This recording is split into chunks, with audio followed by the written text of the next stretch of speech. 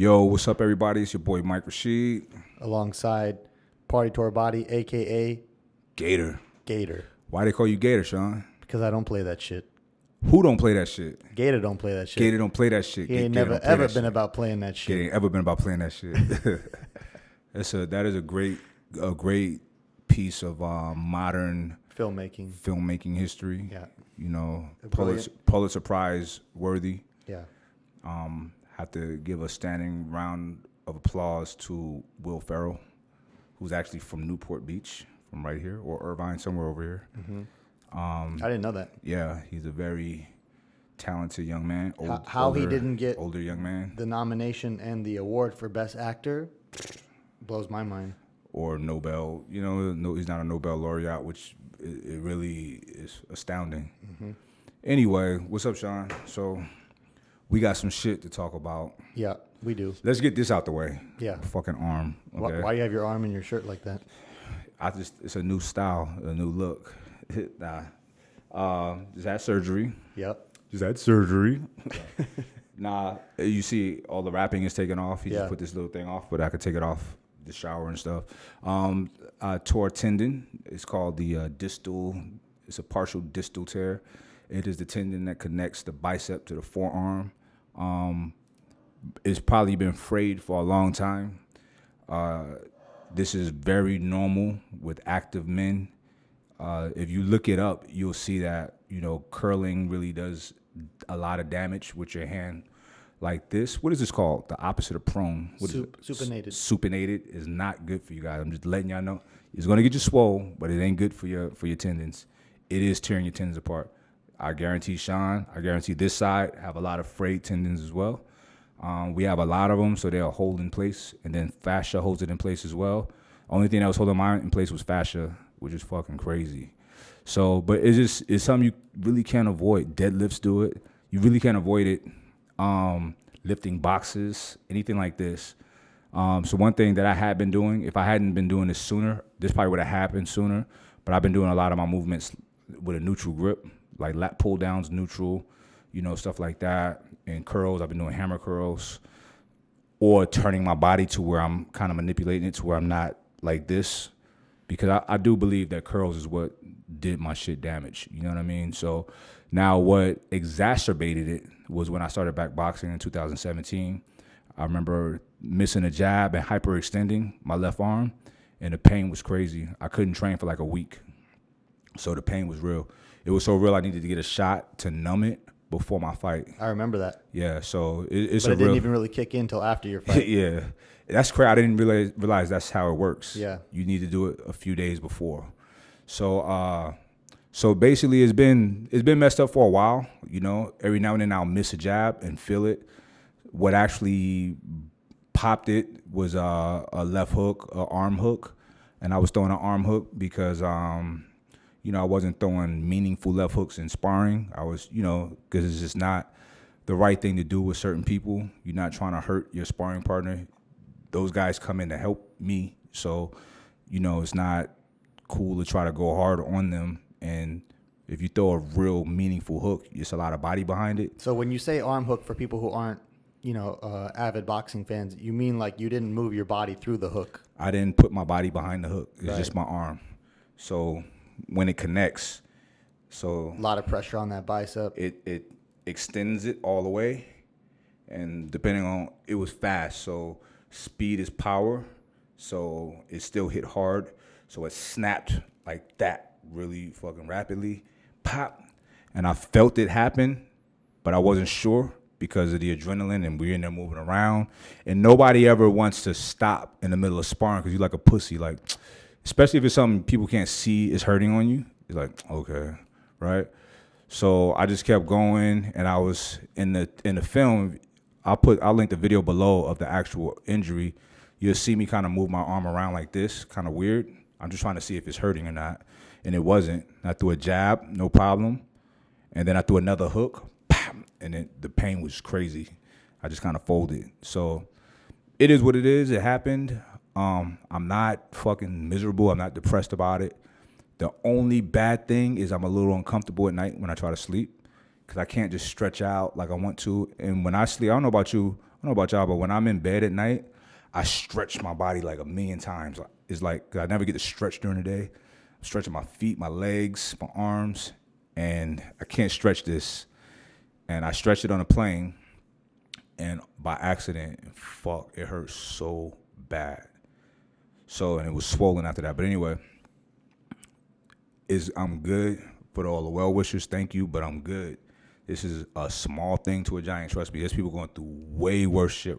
There's people going through the coronavirus, social distancing that can't work right now. People getting laid off. There's people missing limbs. So I am fucking fine. I'm good. It's just a little inconveniencing, but it's not that. It's kind of fun. You know what I'm saying? Because I'm learning new ways to train. It gives me a reason to learn how to lead with my right in boxing, which is something I've never done. Never had a reason to do it. Now I do. So it's fine. And also, I know this is a fact. Whenever we deal with something, we face with any kind of fucking adversity, when we deal with it the right way, don't complain, handle it the right way, be positive about it, we come out a little bit bigger, a little bit better. You know what I'm saying? So I know that I will gain from this. It'll increase my aptitude of a person. So I'm good with it, honestly. And it's exciting just to see how the body works anyway. And we're day 5 now, post-op. Yeah. So you just had an appointment follow-up today. Everything good? Everything is ahead of schedule.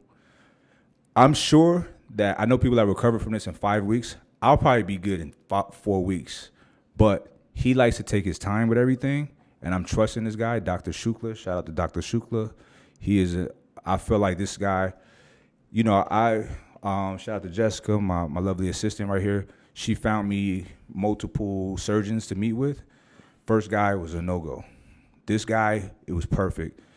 You know, you guys got to realize when you go to see a specialist or a doctor for anything, or you're going to meet your primary care physician, whatever, choose around. Make sure the personalities mesh. And I do believe that I'm sure a minority of physicians or people in the healthcare profession don't really care that much. It's just a job. But Dr. Shukla, this is his life. Like, his mom, his dad are physicians, his sisters, right? His wife, and he loves it. And he's so knowledgeable about it. And he's fascinated by the healing process. Because I'm fascinated too. So to have my physician that fascinated by it, and he really cares. He calls me, he texts me to check on me. I'm very thankful of him and thankful for people like him. So y'all shop around, because you're spending a lot of money, or your insurance is spending a lot of money. And this is like major. This is your health. You know what I mean? So don't just choose. I understand, like, people, they're afraid to ask questions. Like, we could be at a restaurant and people will see a menu and they just feel like this is all I can get. Like, no, mix and match, get what you want. If you do that, you can do that with your healthcare professionals. Ask questions, fill it out. If it don't make sense to you, research the shit on your own. That's important too, you know. Go find another one, you know what I'm saying? So shout out to Dr. Shukla. We need to have him on the show. I'd like to, yeah. Yeah, I think that'd be a good episode. I'd like to know how he approaches things, like that'd how his mind so works, cool. just to learn from him about how he looks at an injury and right. What's his favorite part, what does he not like about it. You're gonna like this guy, bro, Yeah. because he's all in with it. You could tell he's so passionate about it. Yeah, that is, man, like seeing someone who's good at something. Right. I'll cry at somebody building a domino puzzle if they do a really good job. I'm with you, bro. It makes me happy. Yeah. It makes me proud of them, and it makes me want to do whatever I like. Whatever better. I'm passionate about. Be better. excellent at it. Yeah, because excellence and passion, they are inspiring. 100%. Yeah, if you're not inspired by them, you got to evaluate why that is, because you should be. Well, if you're not inspired by them, you're a fuck boy. Could be. And a hater. Yeah. But thank you for being there for me throughout this process. Where obviously we have your nutrition dialed in right now. Right. When someone has gotten as far as you've obviously been there, done that with like doing the chicken, rice, and broccoli approach and getting really shredded for shows that you competed in. And obviously you don't try and keep your body fat that low, but you know how to eat. And so you've been very dialed in for a long period of time. Mm-hmm. So now we're kind of just tweaking some variables just to optimize your recovery, along with what the doctor prescribes and the physical therapy that you're going to do for yourself, you'll design. But, we're doing the right nutritional protocol too. Right. And I appreciate you putting that together for me. I trust you to guide me through that process because, I always tell people you got to you practice the way you plan to perform or what you're performing for, and the same with your nutrition and your diet. Right now, my diet, I need to eat for rehabilitation, and yeah, that's a thing.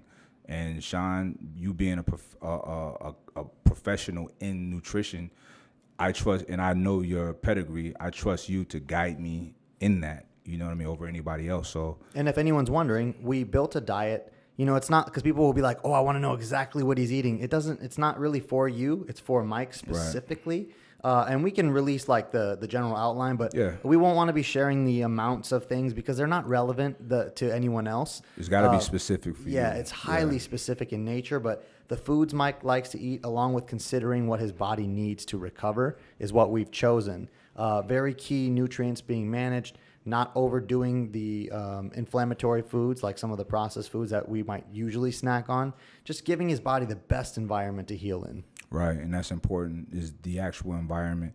And I think from out the gate, me being fairly healthy is why the recovery is seeming pretty fast already, because the environment is optimal for healing. Just like still me walking and still training on one side, but I'm still training. Blood is flowing throughout my body. The circulatory system. Did you ask him about that? He said that the day of, I think in pre-op meeting, that is good to exercise right after to keep. He said keeping that blood flow is going to increase, speed up the recovery and the healing. So, and it makes a lot of sense. Now, because of course I agree, but I have heard from some people that they're like, "Oh my gosh, training when you're injured on one side, training the other side is no good." But clearly, we don't believe that, and Right. I guess the surgeon doesn't either. Right. And listen, would you rather not do anything? Exactly. Yeah. No, that's not. And here's the thing. I'm touching my body every day, and they both feel the same, both sides, even though I'm only training one side. So I don't know. This is something that I don't know if the other side still benefits. I don't know. I think it's getting some of the work, though, honestly. That blood flowing, and is used to a lot of blood flow. Years of this. I don't know. I think it's still benefiting in some way. I had to wrap everything off today. Just took pictures of me in there. I looked normal. I didn't look all fucking dilapidated on one side. You know what I'm saying? I think it's one of those things where if someone has a passion for training the way that we do, we know how to do it. We know how to protect ourselves. We know how to work through and around injuries. Right.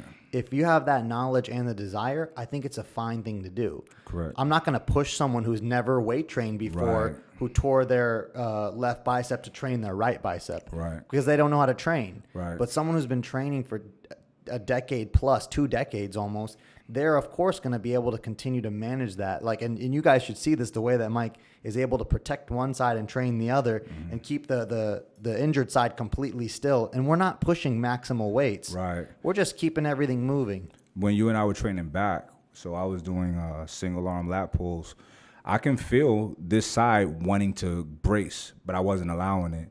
So, we've done plenty of movements where we've turned away from the pads to where your knees are not under the pad for leverage, so you're using core to hold you down. That's when my core was kicking in. A lot of the squats, a lot of the safety bar squats, the standing overhead press. This is why I do these things. My stabilizers are real strong, so I was able to keep my body stable. Because my body did want to, by default, like tense up on this side to kind of anchor myself down when I'm pulling. But I was using all core. And you might not be able to just look at me and see, but I did maneuver my legs in a certain way to keep me balanced. And, Sean and I, we know our bodies. I know my body well. So I've had, I'm sure I've had many injuries throughout the years that I was able to rehab myself that didn't require me going to the hospital. And I've always worked around whatever. Nothing ever put me out the game. Nothing. So I've always worked around and figured out a way to train around whatever was ailing me until I got better, and usually everything always gets better. So, shout out to training for a million years. Yeah. And having some body kinesthetic awareness and kinesthetic intelligence, because that's a thing. It's a big deal. Yeah, it's a big deal. And it's something that we've been doing forever, and then you see the benefits of it when an injury creeps up, because you do heal faster. I've seen people who've gotten in car accidents where the doctor said they wouldn't have survived if they didn't do the weight training. Right. Just, this is why we have to train, so we can be generally prepared for anything.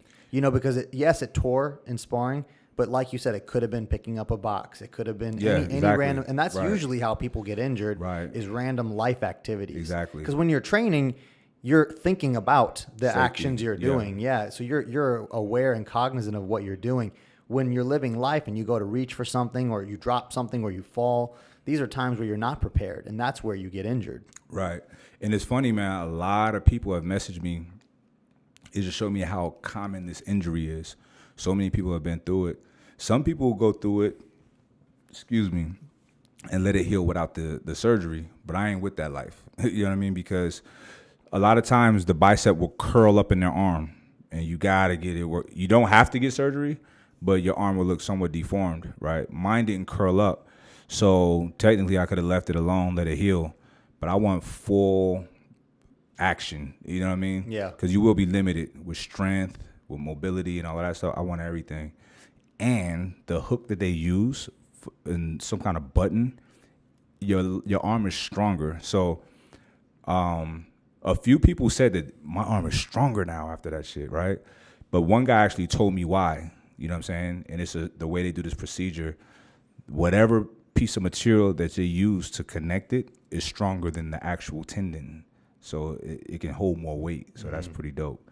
It's fantastic. It's amazing. So Bionic. Today, it's Monday, March 23rd. We are about a week, huh? Shout out to Amir Perry. It's his birthday. Oh, is it? Birthday boy. Oh, March happy 23rd. birthday, Amir. Love that dude to death. Really close to I yours. told him this morning, I said, bro, your belly, you're coming out of your cocoon right now. You're blossoming. How old is he?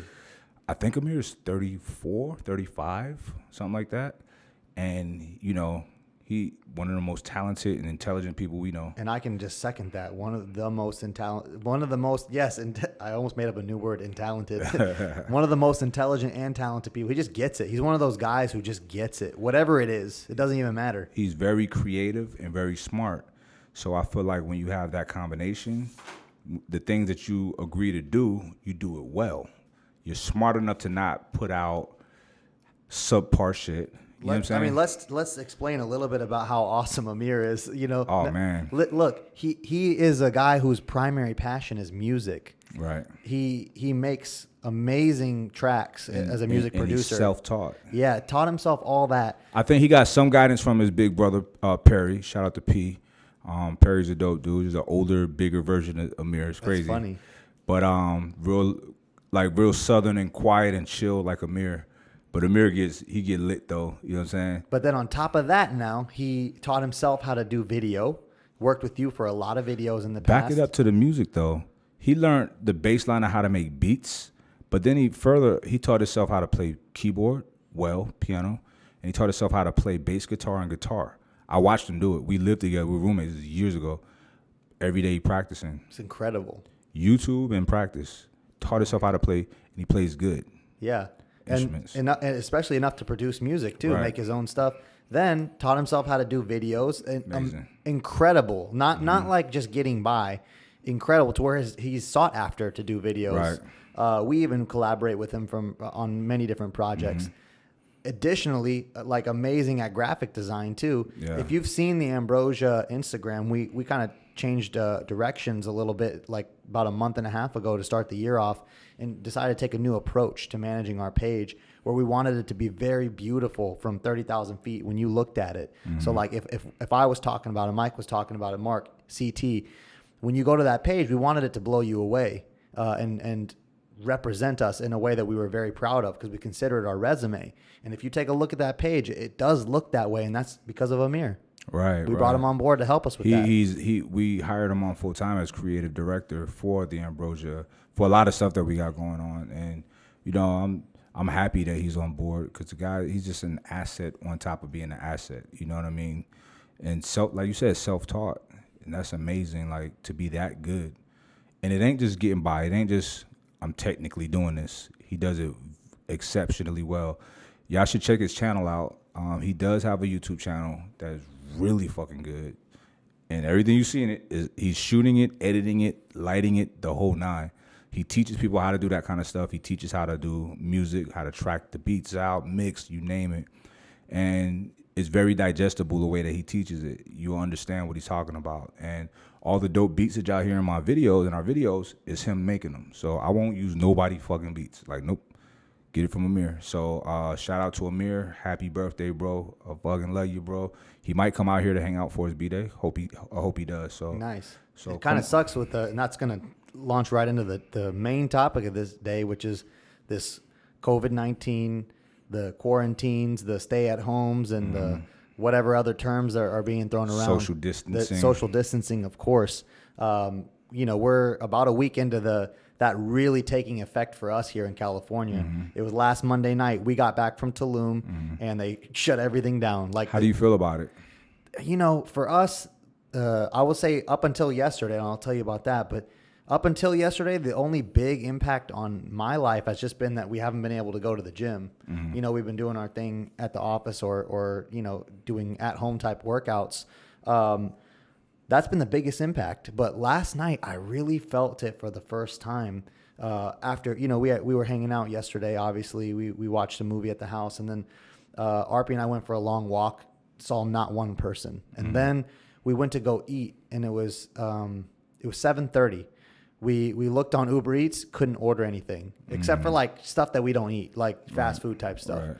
Right. Greenleaf, all the stuff that we would know, all the go-tos were closed. Right. Even Yard House closed, except for they have like a very limited menu, like a bar menu. It was depressing. Hot wings. Yeah, so we actually got in the car and drove around and just saw everything was closed. Now a lot of these businesses are open for carry out, but they close early and they have like limited menus. Right. So it was just depressing. It was like, dang, it's not even 8 p.m. on a Sunday and you can't really get anything to eat. Like we end up eating Trifecta. Like, shout out to Trifecta, always coming through. Right. So we had good food and we made a salad and whatever, but it was just like, it was very depressing a little bit last night that it was just like there was no activity in the city. Right, yeah. You know what? It doesn't bother me though. One thing I do like is there's no traffic. Yeah. Oh man, that's incredible. Right now, if we want to go to LA, 30 minutes. Yeah, it's like Max. 30 minutes away, yeah. 30 minutes if we do the speed limit. Yeah. So that's a huge plus. I know people think you can't travel, but you can. And airfare is dirt cheap, which I think is incredible. The planes are not full, which I think is incredible. I'm all with the social distancing. I will not go around a big group at all. I don't want to get sick. It is what it is. And I try not to put my mind in that space because I feel like when you're thinking that, you get sick, right? And I'm going to be honest with you. I think that I had COVID-19. I think that I had it before it was really announced. And I'm going to tell you why. I never get sick. When I get sick, it's something really bad. Like, the last time I got sick was about 4 years ago, and it was pneumonia. And I knew how I got it. It was during a photo shoot, clapping. They wanted me to clap my hands with chalk, and I kept breathing it in. They kept having me do it over and over. And I remember feeling like something ain't right. Something ain't right. And pneumonia is essentially bacteria in your lungs. And that it just infected my lungs, and I got sick. Since then, there's nothing until, a couple months ago. You remember I was sick. Like, I went to the hospital. I was that bad. And I'm like, I think I got the flu. It was the body chills, all of the symptoms. I went. They were like, they ran a test. It's like, it's not the flu, but it's something like the flu.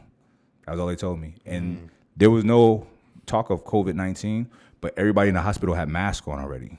You know what I'm saying? So, granted, it was flu season, And what people don't realize, flu season wipes out. It kills a lot of people, right, every year. So, I don't think I've ever had the flu. So I'm like, well, if it's like the flu, treat it like the flu. They said, well, we don't. Just go home. I'm like, huh? Well, what if I had the flu? They said, if you had the flu, we wouldn't do anything unless you're really old or a baby, because those are the only people that it really affects to where it can kill them. Oh, and then you hear a couple weeks later, then COVID-19 comes out, and they say the same thing. So COVID-19, I guess, is a strand of influenza. It's new. There's no vaccine yet.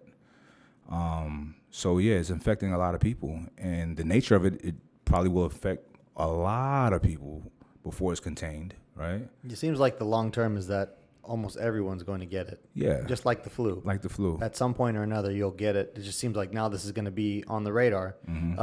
maybe there's a cure, like polio's kind of eradicated, but probably it sounds like the nature of this is not going to be like that. Right. It's going to be something that comes around. I feel like it falls in line, which is bad because flu season is so bad. People don't realize it because most people are generally healthy. You don't hear about how many people die every year. Right. So now you have another flu type illness that's going to wipe out probably the same amount of people every year of that population of old or really young.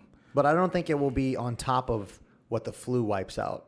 You think it'll be in I think it'll be combination? something in line with it. Maybe it's like So you don't think the flu will do work and it'll do its work as well? I think they're going to target the same core population of people. Probably around the same time. Yeah. Because we're still technically in flu season. It's like ending right now. Yeah, we were reading that it starts to really end in March, early Right, April. right. Is really when it really winds down in line with the temperature change. And people, we want y'all to be aware of that. Like, I don't believe in panicking about shit. Listen, if it's here, it's here. You know what I mean? I don't think it's cool to panic. We should be smart. Wash your hands more. Wash your hands regardless, right? I mean, follow all the guidelines. All the guidelines. Yeah. But the reality of it is, it runs rampant in cold places. You know what I mean? Historically, the flu does, for one. And it seems like COVID-19 is doing the same thing. You don't hear about it in Arizona. Even here in California, you hear about it, but only one death kind of close to Southern California, in Central California. The other deaths were in Northern California, and they weren't in California. They were on a boat, Yeah. right? Which is the easiest place to spread it, right? And I don't know where they were coming from. So I don't think Arizona, Texas is like 3. It's crazy. As big as Texas population is, not many people have contracted it. In the colder places, Seattle, it ran rampant. The UK is getting really bad right now. Italy is shut down. Spain is bad. Of course, you see what happened with China. You know, it just seems like it breeds more. These kind of diseases breeds in cold places, like the flu. Yeah. You know? So, I mean, you guys might be wondering what we're doing here. You know what I mean? And so, like, it's funny as you consider what's like a household and whatever. Like, we are like a household. We're pretty much around each other every day, whether it's working or training or brainstorming or whatever. So, like, our very small group includes each other. And so, if one of us have it, we all got it. Yeah. Yeah. We're that close. Everybody's train together, like eat together. It's like you said, it's like a household. yeah. So our business, Ambrosia and everything else related to it, is classified as an essential business. The work that we do, especially just shipping stuff directly to people's homes, is covered under the list of businesses that are allowed to operate. So it's not business as usual, but it is business operating for us. We're taking extra precautions. Everyone in fulfillment is under orders to, like, first of all, be on the lookout for any symptoms that they have. If they do, we've already instructed them. Stay home. We'll pay you anyway.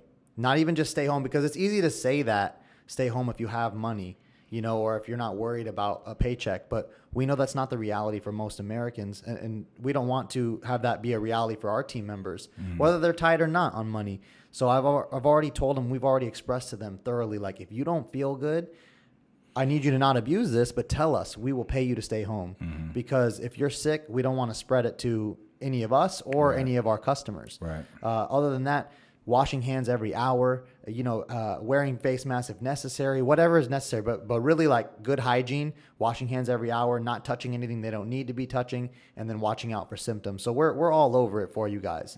And then as far as our products, there's no need to be concerned about that.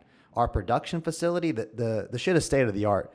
People who work there at the production facility, they're being heat scanned as they walk in, see if there's any abnormalities with their temperature. And then the quality control of the products is on another level. Every machine is broken down top to bottom between runs. Every ingredient is audited. Every finished product is audited. If you're taking an Ambrosia product or working with anything that we're involved in, you're good. You're good. And man, I don't even want to go into this because it's going to feel like I'm pitching products to you guys. But listen, we've been making products that are beneficial to keep your immune system really healthy, to fight off a potential COVID or flu or whatever. One in specific is OS, Overtraining Solution. There's an ingredient in that called Emulina.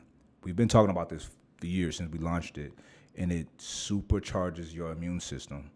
It supercharges your immune system. It's something that we initially prescribe to people to like be able to train like a savage and recover in record time, right? Because that has a lot to do with your immune system. But the side effect is it makes you really healthy. We recommend it for people that travel a lot, you're in big groups, the whole nine. But that, especially with nectar that keeps your organs healthy, those will keep you healthy, and we highly recommend it. This is the time that ambrosia is important because ambrosia, we don't have a fat burner. We don't have pre-workouts. We don't have BCAAs, but we have the things that keep you healthy from the inside out.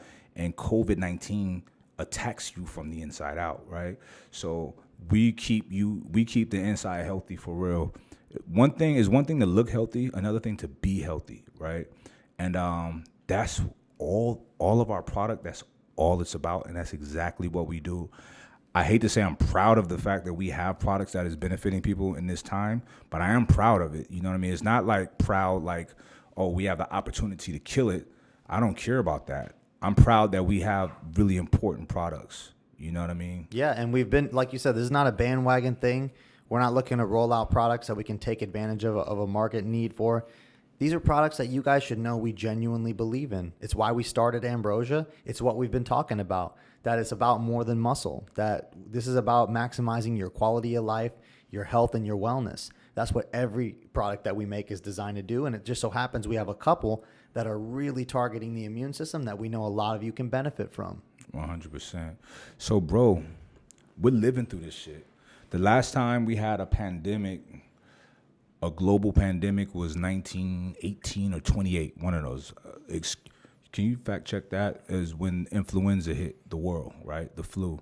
It wiped out 1/4 of the world's population, right? It's 100 years ago. So now that's not going to happen, right?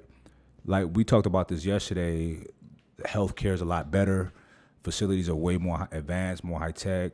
We're able to get information to people way faster with the internet, et cetera, et cetera. But it's affecting a lot of people, and we're fucking living in it. People can't listen. The doctor told me today at the surgery center that 50% of their staff is getting fired. That fucking sucks.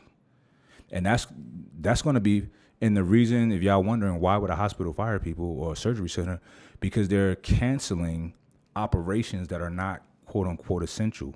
They try to cancel mine the day of because it's not like life threatening. You know what I mean? But the doctor pushed it through. So, you know, they have to just cancel. It's so many people, not just here but in other countries too, that's just going to be like, how am I going to pay my bills? They worked on some stimulus package that I heard got voted down, and I know the headlines would look really bad. Y'all should not just read headlines, dive deeper into the stories. Apparently, the reason that it got voted down by one side of the government was because it ensured that companies got X amount of money, right?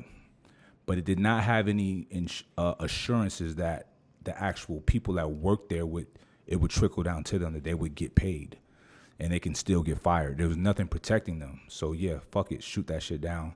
It's got to be fair. The people first. How I see it, the people first. It is what it is. We own companies. We can endure this shit. Our employees probably can't. You know what I'm saying? So we're taking care of our people regardless. But on a bigger scale, the people need to be taken care of. Because without the people, ain't no fucking companies. You know what I'm saying? And we don't want a world where people running around trying to figure shit out. That means they're running up into your house. Yeah, you know this is the reason why we pay taxes. You know what I mean? We should exactly. There should be budget for situations like this where, okay, we can't spend as much on national defense this year, but we have to handle this crisis. It seems like if we were to divert some small cut of the defense budget, you know, and how egregious the spending is there, and we were to put it towards this. I love that word, egregious. Yeah, it's a word that I think is fitting. It's so. Remember, we talk about how the defense contractors get paid, about the guy selling the generators to the military spending is ridiculous compared to how much money is allotted for other things that are very important. And I'm not saying military is not important. Of course it is. Wildly important. Yeah. But it's a lot. Just put in perspective, and we can fact check. Jessica can fact check this, but the last time I checked, this is when I was in school, and it's probably more now, 75 cents of every U.S. tax dollar went to military research. It sounds like it's probably right. So 25 cents went to everything else. from every U.S. tax dollar. I'm sure it's different now. Don't quote me on that. That was a real figure, but I'm sure it's not far off from that now. Yeah, and so if we can divert some of that, redo the budget, do whatever we have to do to be able to take care of our people who pay their taxes. We pay our taxes. Pay taxes. This is what it's supposed to be for, in order to help the country protect itself in times of need. And this is like, in my opinion, this is like national defense. Yeah, it's not the military. It is. But we have to keep things going in a time where otherwise they won't. You don't want people hitting the streets, looting. And so because you can't be mad at them for doing it. No. Yeah. You can't. That's a norm. What the fuck are we supposed to do? We have to have something in place for these moms and dads who have kids or whatever, even if you just have bills and you're like, I might have it, but I got to go to work because I have bills. There needs to be things in place for this where it can be verified and we can take care of people. It seems like it will be tough to just hand out checks to everyone. They can figure it out. Yeah. They're smart. Yeah. There's a lot of smart people there. So a system like that where there's some way to verify who is affected and how to take care of them, it has to be put together. Well, first and foremost, I know a lot of people getting laid off. They should be immediately able to get their unemployment insurance, no questions asked, right? That's a way at least to verify you were working. You know what I mean? So will people abuse it? Yes, 100%. That's always going to be a thing. Will it be as many as the people that actually need it? Absolutely not. So don't even worry about the shit. Always going to be people abusing shit. So what? They got to deal with that. That's on their conscience. Their karma will come back to them. Fuck them. We're not going to not do for the greater good because a couple assholes taking advantage. Right. You know what I mean? We need to help. We need to fix. We need to, put some money in people's pockets and figure something out, Because I don't see this shit. I feel like, what do you think, Sean? But I feel like we got another couple months of this shit.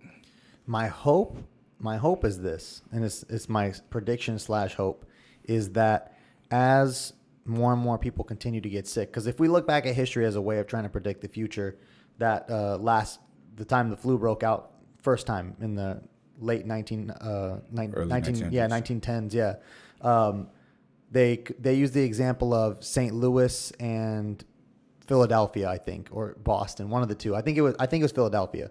And one of them did the right thing and put all the measures in place, and the other one didn't. It's not necessarily that the total number of people who got sick was changed. It was just the curve. They talk about flattening it, where we do all these measures. So it seems like people are going to get sick no matter what. So as we keep moving forward and more people get sick, hopefully the death rate is managed very well to where it stays super low like it has been. And we all start to know a few people who've gotten sick. We ourselves get sick. And as that happens, the fear starts to kind of go down, where the very thing that's driving a lot of people's irrational actions, like where they're doing panic buying or they're doing weird stuff or pulling money out of the stock market, which is furthering the tanking of values. You've had billions of dollars just disappear, quote unquote, overnight. All these things are driven by fear, because we know, well, at least science kind of knows what's going to happen here and there, and not entirely, but with people experiencing more cases and understanding more what's going to happen, hopefully fear starts to go down, where we just understand what we got to do. We got to keep the distance. Let me elaborate on what you're saying so they understand. As people get sick, and listen, I don't want, because I did a post with some actual facts from the CDC and the WHO, World Health Organization, the other day on Instagram, and people were just, see, it's not that bad. I'm like, no, I'm not saying that. I'm showing you data, real data and facts, right? It is bad. It's a pandemic. It literally is. We're living in it. I agree with shit being locked down. I agree with the social distancing. I'm totally with it. So, but let's explore what that really means, okay? And most of you guys know this. The people that are dying are people with, really severe underlying health issues, especially having to do with the respiratory system, and really old people. They're very fragile and vulnerable. And this is how they die, colds and shit. You know what I'm saying? This is how old people die. Died of old age.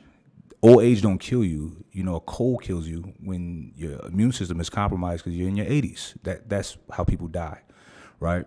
So we both, your fiance is a nurse, works in the hospital. We both know people that work in hospitals, and I'm hearing this every day. Like, well, how many people y'all have? Well, the other day there was 7 people. What happened? Well, 6 of them got sent home with care advice, and one was old, so we kept her. That's the reality of it. That's why Sean said the fear will go away when you get it and you see you're sick. That's the worst. No, the worst is you passing it to someone who's very vulnerable. Yeah. But it's the same with a flu. You know what I mean? So fear is not what's needed. It's knowledge. It's not. It's knowledge and being wise. But even when you're sick, you're not going around people. That's not usually a thing. When people have the flu, they stay home and try to get better. You know what I'm saying? And it's the same with this. You don't be around the old people. Like when I had my appointment today, my elevator opened, a couple old people. I didn't even want to go in, and I'm not sick, but just out of respect for them, like y'all, this is y'all's. You know what I'm saying? You know, I don't want them to even feel any fear. Like, man, I hope this young man isn't sick. You know what I'm saying? Mm-hmm. Like, I just want them to be comfortable. So that's what we all got to do. We got a responsibility to our elders. Fucking stay away. You know, let's keep it small, keep it tight. Like, I won't go around any big groups. You know, we all took a walk on the beach the other day. I was kind of not breathing around people, like weird. You know, when somebody coughs, you want to hold your breath. Yeah. I was kind of being like that just with normal people, you know, without coughing or whatever. But, you know, it's on everybody's minds. But the irrationality has got to stop. It's weird. People are getting really weird. You know, buying fucking tons of rolls of toilet paper is not. I don't know who takes that much shits. It's not a real thing. And it might be the toilet paper companies put that out there for marketing to fucking kill it, and they're killing it. You know what I'm saying? It's stupid. It's really dumb how much people are just binge buying. Yeah. A lot of weird shit. So we just want everyone to take the steps that you're supposed to take that we all already know. Washing your hands frequently, not gathering in large groups. If you have any symptoms, get tested, because they don't want to test people who just want to know, like, casually. Yeah, it's a waste of resources. Yeah, which are very limited and in need right now. So we get that. So we just have to do our part. Just do our little part right now, and it's all going to be managed. It will be managed, and hopefully, like we said, fear will go down, and everything will kind of normalize over time. Not to mention, we don't really know yet, but we're very hopeful that as the weather turns, the whole situation will improve anyway. As normal flu season might go down, hopefully this does too. Mm-hmm. Yeah. And y'all do y'all fucking research. Listen, the news was really sensationalizing it a few weeks ago, and it was kind of disgusting. We would be at the gym, and they'd be like, the deadly coronavirus. And it's like, all right, guys, technically it's deadly to some people, you know what I mean? But it's not deadly to most, right? So it's just like, don't let this idiot box drive y'all and tug at your emotions with fear and cause you to do things out of fear. Be rational. Look it up yourself. Read the information. There's information out there. So much is overwhelming, the amount of data that's out there from trusted sources. Oh, I don't trust that source. Well, then I don't know what to tell you. All right, you don't trust anything. You know it. Oh, okay. You know, for the couple people that know it all, you already know. So don't look anything up. But for the normal people like us, look shit up. Look everything up. You know what I'm saying? Understand it for yourself. Understand, like, look up when influenza, the flu first hit, right? Read about it. Read about this now, like what's happening, you know? Read about, you know, and I'm obsessed with weird shit like this. So I've been looking it up everywhere. Even when we were in Mexico, prior to Mexico, I looked up to see the rate of it in Mexico, and it was like non-existent.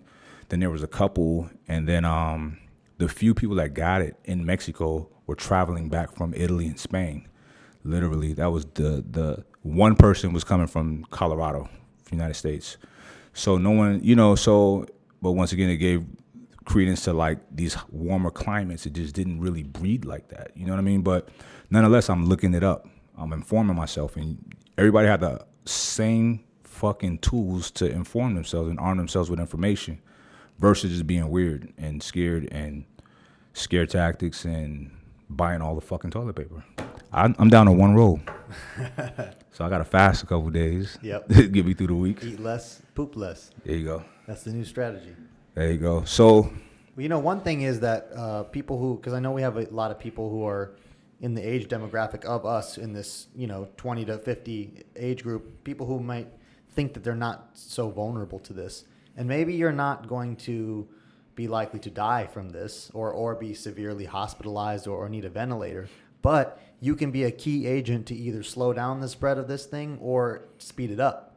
And Right. so, when we see people gathering in large groups and like I actually saw yesterday when we went for our walk around the neighborhood, we saw some people, it was funny, but at the same time kind of messed up. They had a sign out that said like Camp Corona, and they were like partying, or like Corona quarantine. I can't remember exactly, but long story short, it was a bunch of people like having a house party. And it was probably like 20, 30 people. And it's like, when you're in that type of environment, you just can't keep up with the rate of people coughing and spreading germs around. So you really don't know. And that's why they're discouraging it.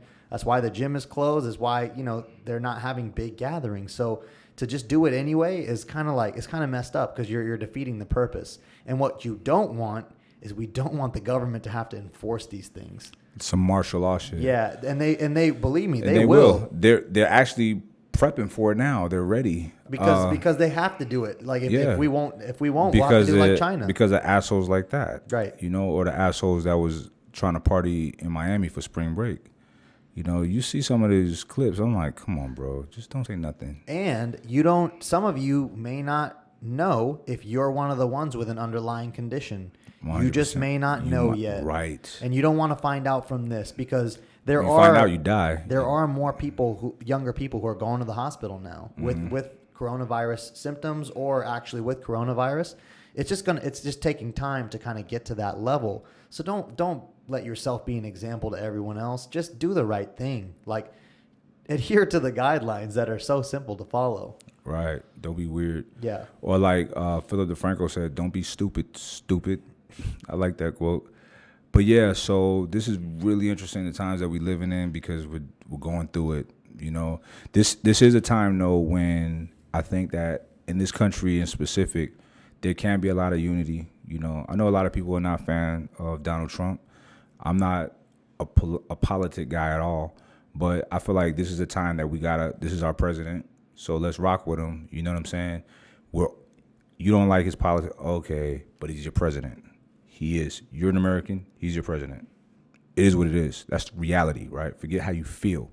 So let's, everybody put their political differences aside, because you probably don't even really know why you don't like certain people in politics anyway. Nobody's that educated on politics like that. It's just emotional. So we should put that shit aside and everybody work together for the greater good for our fucking country. You know what I'm saying? Like, this is a time. We talked about this earlier. I was talking about the injury and impediment. You deal with it the right way, you grow, right? So this is a time that our nation can grow and have some unity. You know what I mean? And have some actual direct positive effects of people being smart, people having each other's back and coming together, right? Instead of politicizing everything and blaming this side and that side. That doesn't help anybody. Yeah. At all. No, it doesn't. So this is a time that we can all put our heads up, all be in solidarity with this, protect our elders, protect the babies, protect the sick people. You know what I'm saying? Like you said, like when we see house parties, 20 or more, we could throw Molotov cocktails, wipe them out. They're done, right? So we taking that problem out. You know what I'm saying? But on some real shit, we can at least have conversations like, bro, that shit ain't cool. You take this shit as a joke. You know what I'm saying? Because it's not. So you don't even want to be sick. That shit sucks. You know what I'm saying? Let's say you're not going to die. What if you get sick as shit? You know what I mean? But nonetheless, we do need to slow it down. And each person can be a reason to slow things down to get life back to normal as we know it. Or this shit can take a long fucking time. You see in China, when they put it on real lockdown, it wasn't no nice, hey, better get in the house. Like, no, they was fucking people up in the streets. I ain't mad at it. Like, hey, well, should have been in the house. You know what I'm saying? So it is what it is. People are fucking dying. If it was like my nana or somebody that died, I'm fucking you up for being outside. You know what I'm saying? Yeah. So it is what it is. Now onto a more positive side of a scenario like this. A lot of people is depressed because if they're entrepreneurs, whatever business they do is suffering, or if they have a regular 9-to-5 type of job, they may have been laid off or hours cut. But I'll tell you what, a situation like this, there's a lot of shakeup that happens, and there's a lot of opportunity to create value.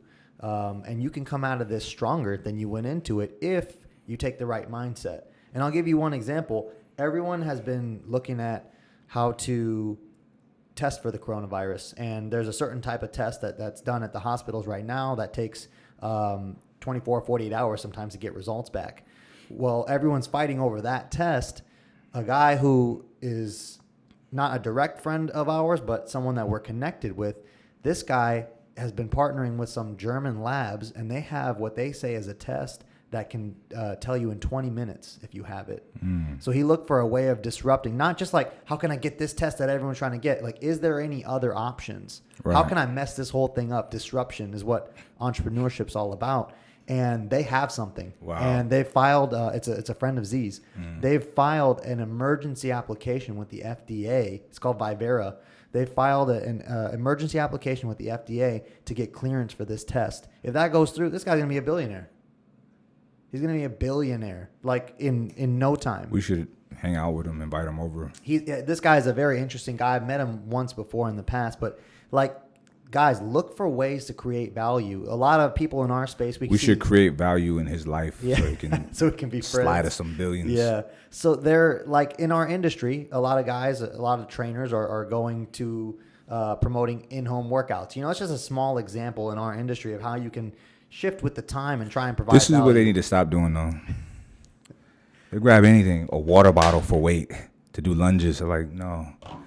If I see another lady picking up a hat for weight and do lunges or whatever weird stuff that's happening, I'm going to pull my hair out and gouge my own eyes out. T, did you get any of me doing my presses? Hold on. Look at that. Kill it. Get that shit, bro. Get that shit. 8 more. 8 more. Yeah, knock it off. We actually, speaking of that, I hate to brag. I hate to fucking say this. When did we start out for shredding? 2018? June 18. From day one, every season of Alpha Shred is at-home workouts. I mean, It is what it is. it is what it is. Yeah. This is a specialty. This is something that we specialize in, that we do and we provide. With the online training, we have started to deliver. They still get your weight training workouts, because not every people have equipment and some people have access to gyms, but we are providing the at-home workouts too, or workouts you can do in a park or wherever, in a real way, not curling fucking your backpack or doing lunges with your baby. Yeah, so, come on, man. So goblet squats holding a baby's skull. You know what I mean? Come on. Baby bench. So, and I even uploaded a video today. Well, today might be yesterday for y'all, or 2 days ago. You just look, you'll see video. We'll post in. And shout out to Simeon Panda. He's also posting a lot of videos as well for in-home workouts. This is something that we all do. Real gym rats like us do shit all wherever the fuck we're at. You know what I'm saying? So we're prepared for this. And we have the resources for y'all that want to keep fucking training. And I'm going to keep it real with y'all. You'll never get the same benefit strength training at home without equipment that you'll get with equipment. Now, especially guys that lift really heavy. However, you could get damn close, and it's not going to be the amount of weight. It's not that much shit you could pick up at your house.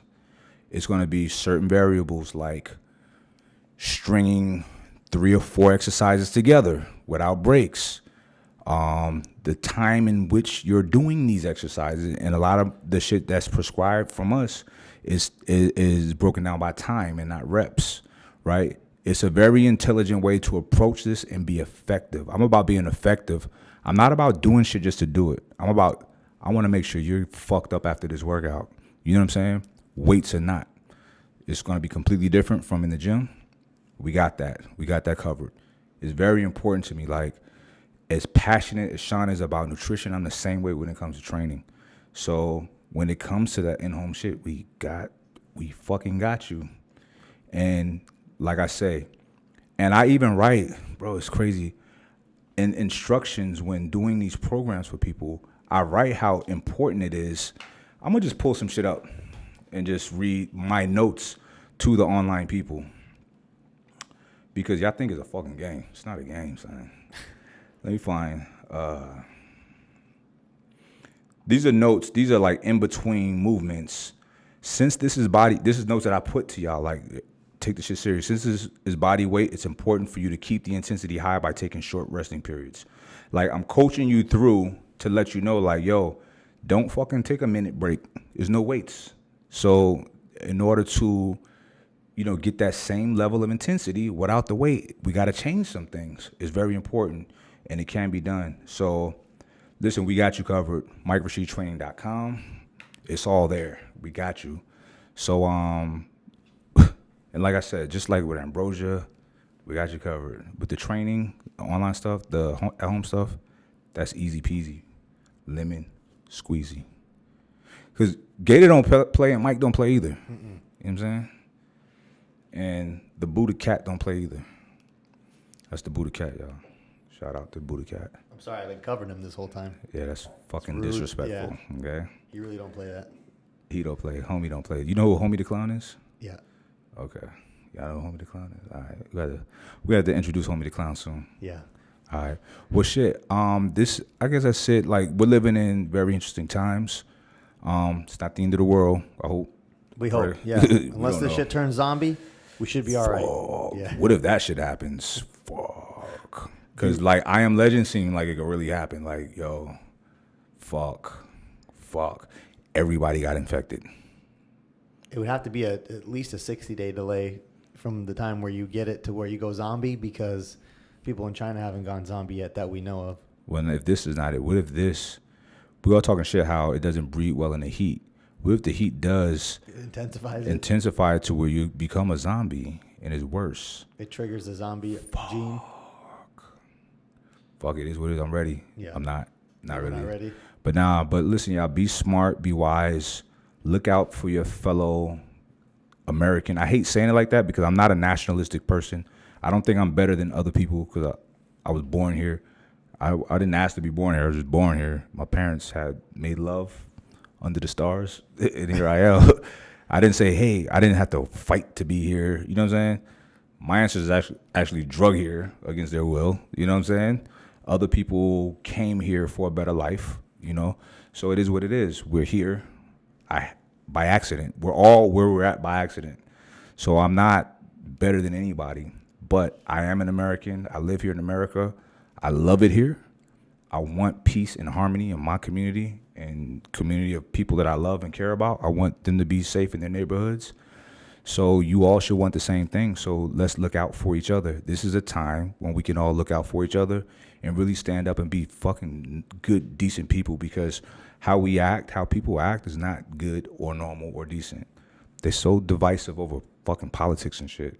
When these politicians don't give a fuck about none of y'all or none of us, it's not about us, and they keep everybody fighting and shit, angry at each other, it's not cool. We all need to come together and make them work for us for real, because that's what they're supposed to be doing. So y'all get the fucking brains right, get your minds right, and let's kick this fucking corona shit in the dick.